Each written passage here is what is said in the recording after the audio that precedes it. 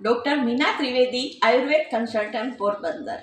ઔષધીય પ્રયોગો આપણે હમણાં આ જોઈએ છીએ. તો આજે આપણે જોઈશું કોકમ. કોકમ નામ સાંભળીએ એટલે આપણને ખાટી મીઠી દાળ યાદ આવી જાય, પણ કોકમ છે એ ખૂબ ઔષધીય ગુણ ધરાવે છે.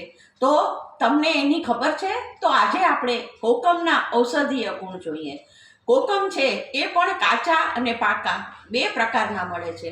તો કાચા કોકમ હોય તો એ ખાટા છે અને પિત્તકારક છે અને વાયુનો નાશ કરે છે, પણ પાકા કોકમ હોય તો એ મધુર છે અને વાયુનો નાશ તો કરે જ છે, પણ પિત્ત માટે પણ એ ઉપયોગી છે.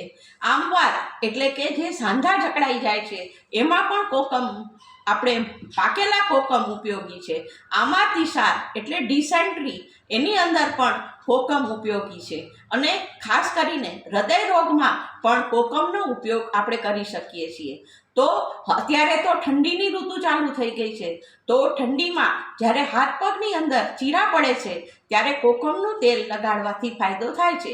અને વધારામાં હાથ પગના તળિયામાં દાળ થતી હોય તો પણ કોકમનું તેલ લગાડવાથી આપણને ફાયદો થાય છે. વધારામાં પિત્ત થયું હોય તો કોકમ, સાકર અને એલચી ત્રણેય મિક્સ કરીને ખાવાથી પિત્તની અંદર આપણને ઘણી રાહત થાય છે. આવા બધા કોકમના અનેક ઉપયોગ છે. તો આપણે એક નાનું કોકમ જે આપણા રસોડાની અંદર એક સ્થાન ધરાવે છે એનો પણ આપણે તાત્કાલિક આવી રીતે ઉપયોગ કરી અને સ્વસ્થ રહીએ. તો બીજી બધી ઔષધિઓના ગુણો માટે મારા વિડીયોને સબસ્ક્રાઈબ કરો, લાઈક કરો અને શેર કરો. ધન્યવાદ.